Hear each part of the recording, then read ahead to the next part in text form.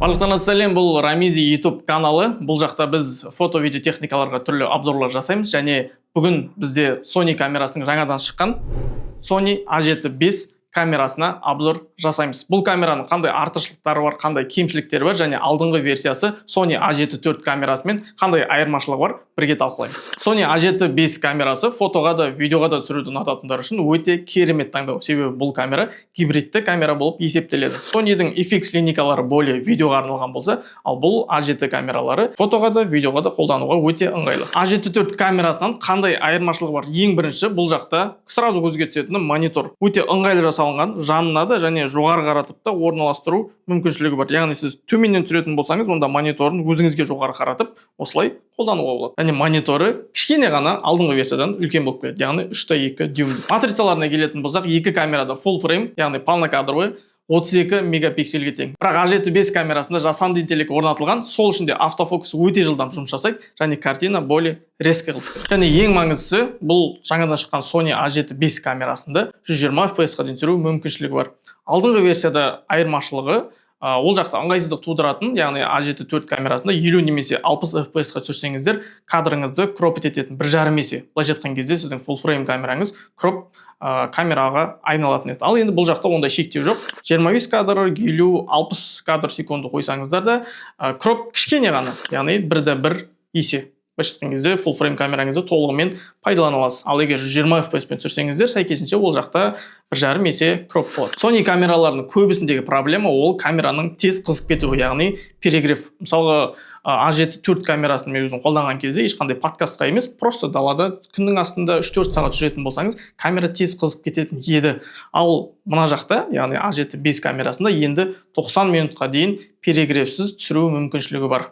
Енді FX-тарға қарағанда олармен бірдей емес әрине, бірақ A7 линейкалар үшін өте керемет. Тағы да айтатын ең маңызды нәрсе ол нативный ISO.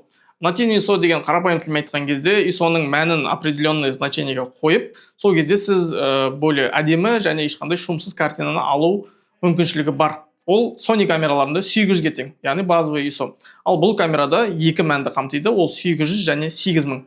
Яғни сіз жарық аз жерлерде, қараңғы кездерде, көшеде ISO-ның мәнін 8000-ға қойып, смело, әдемі, ешқандай шумсыз кадр алуға болады.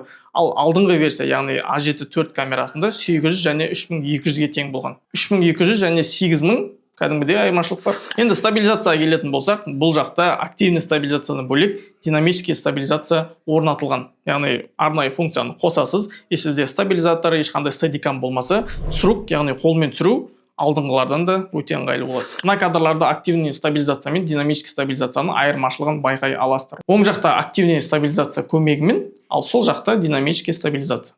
Кәдімгідей айырмашылығы байқалады. A7-5 камерасының автофокусы өте жылдам және керемет жұмыс жасайды. Алдыңғы версиялармен салыстырған кезде жаңа айтып кеткендей жасанды интеллект матрицасында орнатылғандықтан автофокус жануарды, адамды, машинаны, құстарды тез распознавать етеді, яғни анықтай алады, және ұзақ уақыт следить ету мүмкіншілігі бар. Тез қозғалып бара жатқан объект болсын, спорт болсын, жаңа ұшып бара жатқан құстар, соларды жасанды интеллекттің көмегімен тез анықтай алады. Корпусына келетін болсақ, қатты айырмашылығы жоқ, жаңа айтып кеткенде мониторы және кішкене ғана порттарында разница бар. Бұл жақта алдыңғы версиядан айырмашылығы 2 USB-C разъем бар, бірақ бұлардың жылдамдығы әрқайсысынікі әртүрлі. Біреуі жай, біреуі жылдамырақ жұмыс жасайды. Және ең қызығы бағасы. Бұл камералар біздің Қазақстанға рынокқа енді келіп жатыр. Сондықтан бағасы қазіргі таңда 1,700,000 көлемінде плюс-минус болуы мүмкін.